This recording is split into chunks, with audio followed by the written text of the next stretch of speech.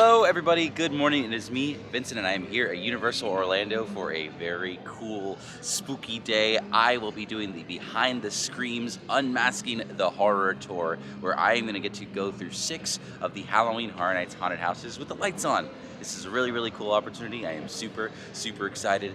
Let's do this. It is time for Halloween Horror Days? Sort of, I guess. Yes, hello, good morning. It is me, Vincent, here at Universal Orlando. That's Jack the Clown behind me, and today I am doing the Behind the Screams tour here at the park for Halloween Horror Nights. I'm going to be doing a lights-on walkthrough tour of 6 of the haunted houses. I am super, super excited. I'm such a big Halloween Horror Nights fan, and I've actually never done the Behind the Screams tour before. Now, it is worth mentioning this used to be called the Unmasking the Horror Tour, and it's not called that anymore.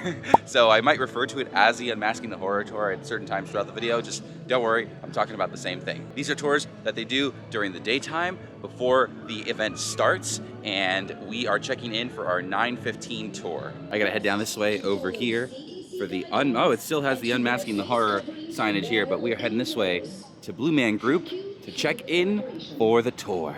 All right, so I am all checked in. I am ready to go. I'm doing the 6-house tour today. There are actually 2 different versions of this tour. There's a 6-house tour and there's a 3-house tour. They are 2 different sets of houses that you'll see. I want to do the 6-house tour. The 3-house tour only had Bride of Frankenstein, Revenge of the Tooth Fairy, and Legendary Truth. But I saw Bride of Frankenstein last year a lot, and I saw the Revenge of the Tooth Fairy a lot. So I wanted to do the 6-house tour because I'm going to get to see The Haunting of Hill House. I'm going to get to see HHN Icons. I'm going to get to see the Texas Chainsaw Massacre. It is worth noting, if you are a really, really big Beetlejuice fan, you don't get to see Beetlejuice in these daytime tours. So just be wary of that. It's about a 5-hour tour with the lunch break included. I've actually got a little list of food so they can prepare the food when we go to Monsters Cafe, which is closed during the daytime. We have it for the daytime lights on tour. We're able to go and have a lunch break at some point during the tour. It is also worth mentioning as well, for this particular type of tour, since we are going in the haunted houses, I'm not allowed to film. I know. But I do have my phone with me, my iPhone, and take some high quality pictures. I'm gonna do the best book report PowerPoint that I can do and show you all these really cool things that I learned on this tour. But I'll be able to film what I can. I'll try to film as much as possible. I'm just not allowed to film inside of the haunted houses. So with that being said, let's get ready for this tour. I just got my exclusive 6-house tour pin. Jack up your HHN IQ. You can only get this on the Unmasking the Horror Tour. Get your masters in mayhem. Welcome to the Unmasking the Horror Tour. I know some of you guys. Some of you guys I don't know. For those who don't know me, my name is David. I'm going to be your tour guide today. Those who do know me can vouch that I've loved this event. I was at the very first Halloween Horror Nights 31 years ago. So yeah, there was only one haunted house. It was fun, and I've become addicted. We're heading into our first haunted house for the day. Welcome to SCAREY, Horror in the Heartland. Like I said a little earlier, I'm not able to film inside of the haunted houses, but I will take tons of pictures. So in the meantime, enjoy my slideshow of Welcome to SCAREY.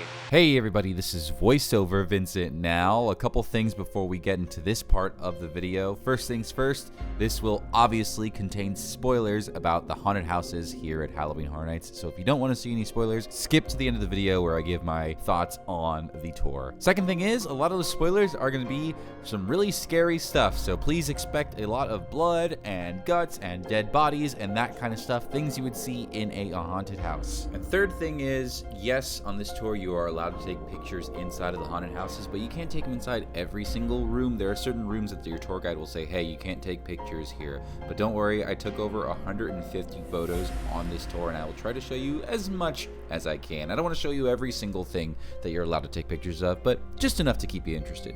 So let's head into Welcome to SCAREY. So I was actually mistaken about Welcome to SCAREY. I think I might have said it in a previous video that it was based off a fictional town. Turns out it's actually based off of a real place. Cary, Ohio is a real town that one of the Halloween Horror Nights creative designers was born in, and they wanted to use it as the setting for their haunted houses to have this sort of connecting storyline. So Welcome to SCAREY is this sort of supercut haunted house that incorporates a lot of different scare zones and haunted houses that exist in Cary, Ohio. The first room is from the 2009 haunted house, The Spawning, with these creatures called Scolders, which are a mix of Scully and Mulder from the X-Files. The person who designed this house and designed these creatures was a really, really big X-Files fan, so that's why they have that name. Hey, it's me posing with a vampire from the 2017 house Hive. This is a haunted house about a bunch of vampires who lived in an abandoned house in Cary. I thought this was kind of cool to show off, but this is one of the boo holes in the haunted house. If you look on the floor, you can see there's a pedal. That's actually an actor trigger, and that's what they can use to pop out and scare you with whatever sound effect they have in that particular scene. This is a scare that I think works really, really well. It's called the conservatory scare, and basically if you look on the right, that's actually a mirror. You're coming into the room from that way, and it looks as if it's just a hallway, but there's actually an actor hiding behind the mirror, and they can pop out and scare you. If you look at the vinyl on the left, you can kind of see where the actor will pop out. This is a drawing in the orphanage section of the haunted house done by Cindy. Cindy, she actually shows up at the end of this section, and she was supposed to be the icon for 2002's Halloween Horror Nights, but that year there were a lot of high-profile child abduction cases, so because of that, they switched it to the caretaker. Hey, Tom and Dan! This is one of my favorite podcasts ever. They're Orlando-based, and clearly they have a lot of fans, because I think this is like the second or third time that I've seen their logo in a Halloween Horror Nights haunted house. The last time I saw it was Ghostbusters. So love Tom and Dan, BDM for life. This is in the HR Blood and Guts section of the haunted house. These are a bunch of props from Krampus. Krampus was a house a couple of years back. A lot of fun little props in this area, but I think my favorite is this costume rack, because if you look closely, kind of in the middle over there, that's actually the original costume from Jack the Clown. So that is a really, really cool thing to see. And then also, behind the costumes, there's this little jester skull and a butterfly. So there's actually butterflies in every haunted house this year, and if you find them, good luck, because they're very, very hard to find, especially when you're going through the actual haunted house and not the daytime tour. Very, very hard to find. Good luck. And the last section we were allowed to take pictures in was the Leave It to Cleaver section, the butcher area of this haunted house. Now serving 30, that's very obviously a reference to Halloween Horror Nights 30, but sometimes they switch it to 69 for Bill and Ted. Take pictures all over the place and then work your way in once you are done with your pictures, and we'll talk about the house once we're inside. Wicked Growth, my personal favorite haunted house so far. Such a cool facade, looks so much cooler at night. In we go to the Wicked Growth. Wicked Growth is such a good haunted house this year. It's got some really great sets, some really clever scares, and it's got tons and tons of fake corn. Corn is a really, really big deal in Halloween Horror Nights history. The first time they used real corn was in 2004 for a scare zone called Field of Screams, but then in 2004, Hurricane Charlie came through and tore out all the corn, caused all the damage that a big hurricane like that would. So they avoided corn for a little while, but then they did it again for Scarecrow the Reaping in 2017, and then Hurricane Irma came through that same year. So I think the Halloween Horror Nights team is a little bit superstitious about corn now. They avoid planting real corn in their haunted houses. So what you're looking at here is fake corn. One of my favorite scares in this haunted house is right at the start. This is a fence to the left of you, but it turns out it's actually not a real fence.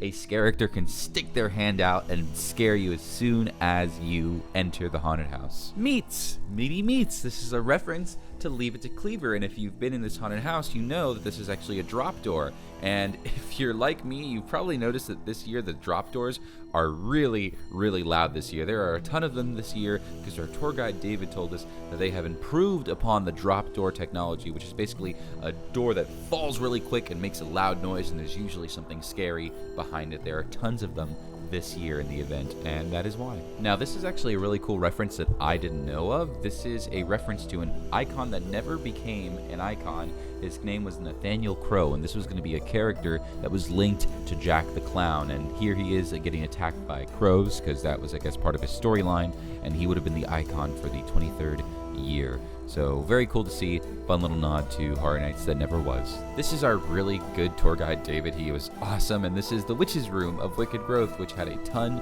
of different references to Slaughter Cinema, which was a really fun house. a couple of years back. These are the little monsters from Midnight Snack 2, the little kind of Furby looking creatures. This is the baby from the Cult of the Beast Baby room. And here's a butterfly, another butterfly, just to show you that I'm not crazy and I'm not making this up. I'll probably show you like one more and let you try to find the rest on your own. But this room here was the last room we were able to take pictures in Wicked Growth. So far, so good. This tour is super, super cool. Already off the bat, I'm like, oh, I definitely want to do this again next year for the next Halloween Horror Nights. But we are spending about 30-40 minutes inside each of the haunted houses, and David, our tour guide, is giving us so many fun facts. And I'm noticing a lot of things that like I haven't even noticed about the haunted houses, things that I haven't noticed, references and callbacks to previous haunted houses. It's going pretty great. But we're gonna get ready to head into our next haunted house, Puppet Theater, Captive Audience. The facade for Puppet Theater, and it actually didn't occur to me, but this is like the actual entrance. When you go into the haunted house, you come in through the side over here, but this would be the entrance of this theater if you were entering. There's the ticket booth and the two entrances there. Very cool. And then the A and D are removed. That's art and design. That's a reference to art and design. And over there, A.L. Kane is a reference to Albert Kane, the caretaker from Halloween Horror Nights history. So a lot of the times with these Halloween Horror Nights haunted houses, there are storylines that are being carried through the house, but I don't think the average guest picks up on that very often. So doing these daytime tours gives you a really good opportunity to see and notice things that you wouldn't really notice on a normal night. One of those things is the reoccurrence of the Happy Twin Man. This is a character that shows up at the end of the haunted house. It's like a puppet on the top right before you leave, and it's kind of random, but I saw the blueprints here and it didn't occur to me that he was actually being built by one of the creepy, scary performers inside the Puppet Theater house early on. Puppet Theater is becoming one of my favorite houses as the event goes on, just because it has such impressive sets, and I think this particular scene is one of the biggest scenes they have had in a tent haunted house. Over the years, as the designers become more comfortable and confident with the spaces that they have for each of these haunted houses, they can become more creative. And this is a really awesome use of space. This room is giant when you go into it, and it is just, I don't know, really cool to see. Puppet Theater has you going through different levels of the theater. You're backstage, you're in the wings. In this particular section of the haunted house, you're actually under the stage, and this is a trapdoor looking up. And then over here in that same section, look, it's another little butterfly. I told you, this is the last one I'm gonna show you. You gotta find the rest on your own. But pretty cool, huh? That one's super hard to find. I think this is a really cool prop. This is a spooky dead maestro conductor of the orchestra. This is a boo hole here, and you can see the tarp is a different level of the theater. You're supposed to be able to see the theater throughout different rooms in the haunted house. And then this doll over here is in the ballerina section of the haunted house, where they have like the dead ballerina bodies. It's hidden behind one of the bodies, but this is Billy the doll from Dead Silence. This is a doll that they actually try to hide in a haunted house each year, and this one was super hard to find. Good luck trying to see this in the actual haunted house at night. All right, we're getting ready to head into the next house, the one I've been looking forward to the most this tour, The Haunting of Hill House. So Hill House being an IP house, an intellectual property house, you weren't able to take as many pictures in here compared to some of the others, but this was definitely the one I was the most excited for, and I loved being able to go through this haunted house with the lights on. And oh my gosh, look at the facade. This is so cool. This is such an awesome facade, and I believe this is the biggest facade that they have had in this parade building so far, and it looks like one of the biggest they've ever made for Halloween Horror Nights ever, honestly. It is so impressive, so many details. The lights change colors when you go through the actual haunted house, and you can look up in the window over there and see some ghosts. I believe that's Abigail and then Olivia from the show. This is the kitchen, and that's the dumbwaiter that leads into the basement, which is probably the scariest scene in the whole show. If you look out the window, you can see the spiral staircase from the scene before where the bent neck lady appears. These are some of the hallways over here. This is the red door that leads into the red room here at Hill House, and that's really all I could take pictures of. But this was a really cool haunted house to go through with tons and tons of details. Super accurate. It felt like I was walking on the set of the show. One of our houses that people are liking a lot, Case Files Unearthed, Legendary Truth. And part of the story revolves around a 40s hard-boiled detective named Boris Schuster. We created that character many years ago, and when we did, we actually gave him an office space right here in the section of our park. You can see Boris Schuster, private investigator, up there. So when you go into that house tonight, if you are going, you actually go by his office from the inside. You can see the bay window and all. But that's not all, because when you look through the window, you might notice something in the background, which is the item right across the street, the Kitty Cat Club. When you go through there as one of your scenes, look at the marquee. It's a great little rendition of the Kitty Cat Club. But that's not all. To get from one spot to another, you do go through a sewer system. There's a sewer right there. So in our haunted house, from there to there to there, it all connects and makes sense. Pretty cool, right? Yeah, woo! Yeah, that was my idea. Yeah. We started at 10, it's about 1 o'clock now, and we've done 4 out of the 6 haunted houses. What we're doing now is we're actually taking a 45-minute break for lunch here at Monsters Cafe. Now, it is worth mentioning, the lunch that comes with the 6-house tour is not necessarily included. They give you a sheet of paper at the start of everything to sort of fill out so the chefs can prepare and make the food when we show up, but it doesn't come with the tour, so just be mindful of that when you are booking this. But I'm gonna go eat some food, eat some Monsters Cafe food, which is not open during the day. It's only open for the tour guests. We'll do that, and then we'll knock out our next 2 haunted houses over in the sound stages. I was able to get the Monsters Cafe spare ribs over here with some mac and cheese and fries, and of course, a bottle of water. Because you gotta stay hydrated on these tours. There's a lot of walking, and today the weather is pretty okay, but it can get hot. And this is a Halloween Horror Nights treat, but since Monsters Cafe is available, look at this black and white ice cream. Dude, I don't even know the flavors, but here, I'll tell you right now. It's like vanilla and good. So cool. It's like black and white, like the classic horror movies. Now we're cutting into the sound stages to get ready to head into our next 2 haunted houses. We're starting off with the Texas Chainsaw Massacre.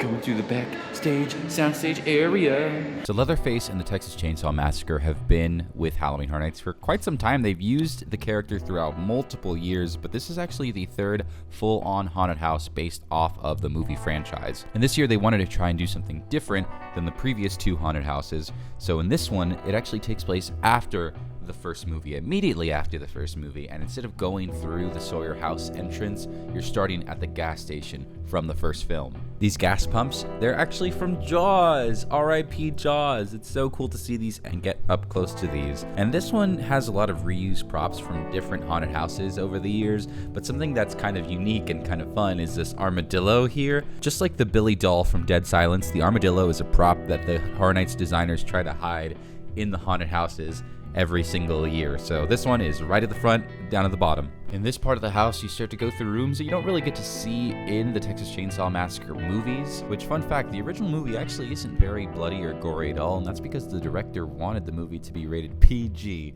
but with a name like Texas Chainsaw Massacre, that's obviously not gonna happen. And this is probably like the best parts of the haunted house because it is filled with tons of details and it is really, really bloody and gory.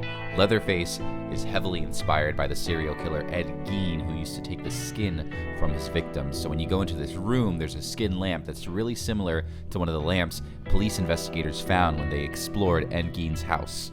Ugh. And that was the extent of the pictures I was able to take inside the Texas Chainsaw Massacre house, but going through this one with the lights on really showed off how many awesome details there are, and this is kind of going up my list because of this daytime tour.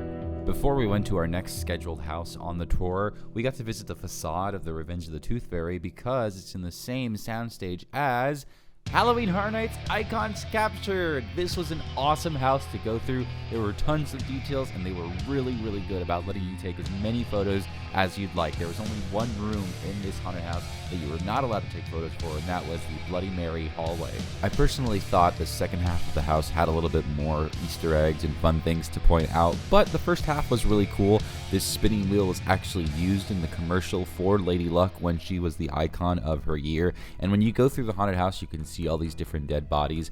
HHN Icons Captured takes place under Universal Studios Florida, and all these people who are wearing the Icon shirts, these are super fans of them, so they've been pulled into this hellish realm, and now they're serving the Icons for their dark, bloody desires. Yeah. I liked this sign a lot. This was a sign they used to promote the event. I think it was like 97. Very cool to see that an event starts at 7 p.m. Come get your tickets at Vacation Services. This is right after the director's scene in the haunted house. As soon as you start entering the usher scene, look to the left and look up. You can actually see the hanging body of the usher. Now, for those who don't know the story of the usher, really quick, he was an usher at the Universal Palace Theater, and there was a showing of Phantom of the Opera, his favorite movie, and these kids were super disrespectful. He told them to shh, his little iconic shh that he does, and they threw his flashlight through the screen. He went through the screen to get it, got stuck between the ropes, and ended up hanging himself. And that is his body there. This was probably the nastiest fake dead body in the haunted house, and all the haunted houses really. Like, her face is half of a skeleton. But I thought the scene was cool because you could look back and see the projector, and when you go through the haunted house, it's actually playing a movie. Cult of the Beast, baby. They really love Slaughter Cinema. This is David, our tour guide here again, explaining how this scene in the caretaker section of the haunted house works. There's a big old cavity in the chest, and you can stick the scissors in there and then go, "This man has no heart." Ha ha ha ha ha. If you've been in the haunted house, you would recognize that instantly. This was the storyteller section of the haunted house, and these are some of her victims. That bed of nails, all those nails are actually rubber, so if you fell on that, don't worry,